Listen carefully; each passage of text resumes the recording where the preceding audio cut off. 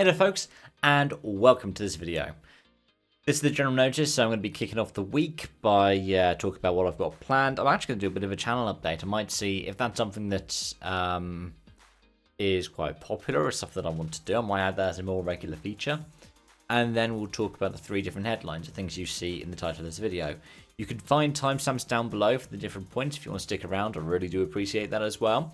And before we get into it, if you do want to stick around, you can always hit subscribe. If you're enjoying this video, you can always hit like.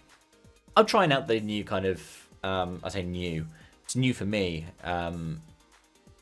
meta engagement stuff. I recently tried one with the voice critical blank situation is insane or mad. It didn't work out. So let's see how this one goes. Without further ado, let's get into talk about this week's videos. Starting off, I want to do WRC previews on the Tuesday of the event. It's roughly around the time that WRC usually releases their preview magazine. And it means I should get ahead of any things to do with Shakedown. Be in the middle of the recce typically. And I also want them to follow a bit of a structure as well, where I talk through the entry list and the stages and the ones to watch.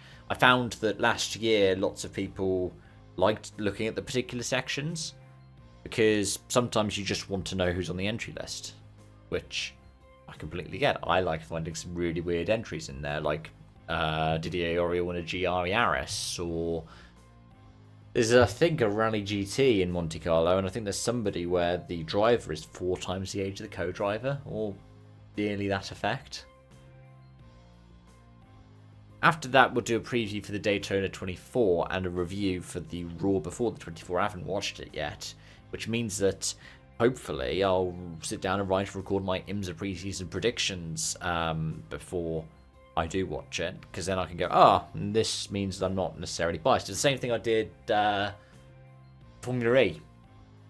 I released my predictions after the Mexico City E3, but before I had seen the results of them or heard any spoilers for it, so it was quite an open guess.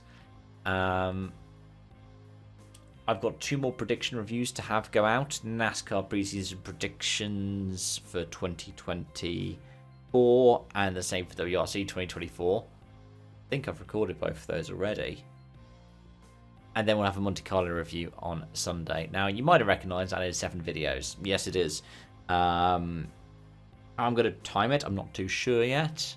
I'll probably have Tuesday, Wednesday, Thursday, Friday, and then Saturday we'll release the predictions reviews like 12 and 5, and then the Monte Carlo review on Sunday, probably about 5 PM. I don't know, it depends on when the power stage ends.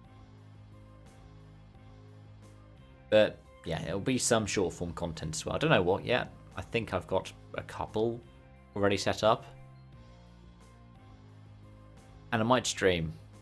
I'm not too sure about that one yet either. I enjoy the AC Evo stream, and I've already put a nice thumbnail on the one that came out yesterday, shouldn't I? Anyways, channel update. And this is because I have some stuff that I quite like talking about. I like talking about these statistics, and I used to use the general notice to do this before I actually structured the general notice. So, yeah, I figured I've been impressed with some of these stats, so let's check in and talk about them. Because 2025 started quite well. I had 5,500 views for the first 18 days. That is 163% more than the last 18 days of 2024, which is quite a stark contrast. And in fact, I think it's been more than 10% of my total views for 2024. So something is going right in a way. Now, 7 of the top 10 have been shorts, 4 of them shorts about the Dakar, so it is a short form content that is bringing in those views. Outside of that, the other 3 were ones from 2024. I was in 2023 there, I'm still adjusted to the fact it's 2025. Yeah, the Rennsport review, the WRC 100% review, and the Race 07 retrospective, which makes me feel in a way that the sim racing content is the stuff that people to me to enjoy. We'll see. I have got some more in the pipeline, some more that I have recorded, some more that I want to record. But we'll see. At the same time, though, I've had 104 watch hours, which is about 1/12 of 2024, so the average for a month in 2024. So, whilst we have had the increase in viewing time, and I think an increase in the percentage of videos viewed as well, so with the longer videos, people are sitting around for more of those longer videos, like my Dakar ones, or I think the AC Evo one, last I checked, had an average view time of about 5 minutes, which is really impressive. I mean, it doesn't have like that many views, but it's cool to see that the people who have watched it did want to hear what I was talking about. But yeah, it's not like it's one that's more artificially inflated by my switch to including more short form content. I'm enjoying doing this stuff. It's quite fun. And usually I just find a snippet of this or that or the other. Which means that sometimes I'm actually thinking about it as I'm writing or as I'm recording. I'm going, okay, am I saying this in less than a minute? Style this little challenge. I mean, we'll see. I do this stuff because I do it for fun. I do this stuff in the way that I do with my name being my nickname. Because it's deliberately quite hard to find. Anyways, thought enough about that. Let's talk about some racing gaming stuff with EA Sports WRC. And this is because Codemasters, I will say Codemasters because it is Codemasters, have announced Le Maestros Pack, and oh boy, it's really cool. The extra stage in Monte Carlo, I mean that you have a total of 18 to choose from, is nice. The same with Portugal. And they are real world tests as well. Portugal, for example, is FAF, which is massive because the Portugal test is currently in EA Sports WRC is actually not official WRC roads. With both the Monte Carlo stages we already have, they are actual roads that are used in the WRC. But with Portugal, because it was one of the locations that was originally designed for Dirt Rally 3, they didn't use official roads that were in the WRC. And that was because of a weird licensing thing where the WRC license at Killerton had also included licenses to the stages. It sounds utterly bizarre, but it's why Finland, for example, in Dirt, was in the in the autumn rather than in the summer. Or likewise, the Col de Torini was a classic one rather than the one that's currently used in EA Sports WRC and in the actual WRC. Because of licensing stuff. But yeah, FAF will be fun to have.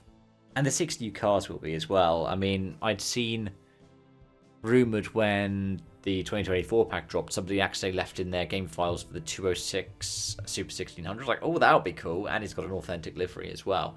But the other ones I didn't see coming. Like, a DS3 is amazing because we didn't even get that in Dirt Rally 1. The Polo coming back is excellent. I'm so happy that we're going to get a Polo back in WRC. I mean, we've got the 2017 and we've got the R5. But to have the World Rally Car one is great. And it adds even more because that Mini will now go across as well. And the 2012 one will have the Countryman name, I think. I think it's a Countryman name rather than John Cooper Works name. Can't remember. I'm a bit upset that they still keep a 2011 1.6 litre car in the 2 litre World Rally Car class. But I guess it's probably a pain to redo all of these bits and pieces. They'd have to reset all the leaderboards and it would annoy a lot of people. So I get it. I get why Cody's didn't do it. At the same time, though, I like that we are getting more of those 1.6 litre cars.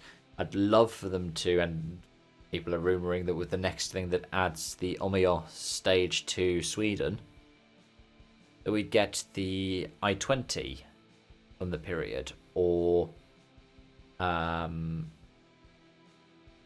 Fiesta, because those are the two that we're missing now from that class.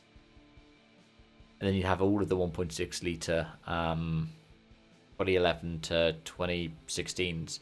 Well, actually, no, because you have the elongated I-20. It'd be cool if we got both of them. As far as I'm aware, the only time that the 2016 I-20 popped up was in the 2016 WRC game. We're also getting 2 new cars to the Or we're getting one new car, aren't we, to the 2017 to 2021 class, because we are getting the Citroen C3 with Loeb and OGA liveries. That will be fun. Be nice as well to get the i20 Coupe and the RS. Those would be awesome to have as additions as well. Get that whole category. Yeah, I've been talking so much about this. I'm really looking forward to it. It's a shame that it's not out before Monte Carlo, but if you are going to Rally Monte Carlo, you get to try it out in person before it comes out next week. And yeah, it's next week it's out. Forward to it. Let's speak about things to look forward to. Let's talk about Rally Sweden and one particular entrant. Because Martin Sesks, the Latvian, has confirmed a 6-round WRC 2025 campaign. Potentially 7. Confirmed that he is going to be back with M Sport Ford. Safety Culture, who are a long-time M Sport sponsor now, are going to be providing some of the funding for Sesks to be the third Puma at select events. And yeah, there's a chance for a 7th. He might go to Saudi Arabia as well.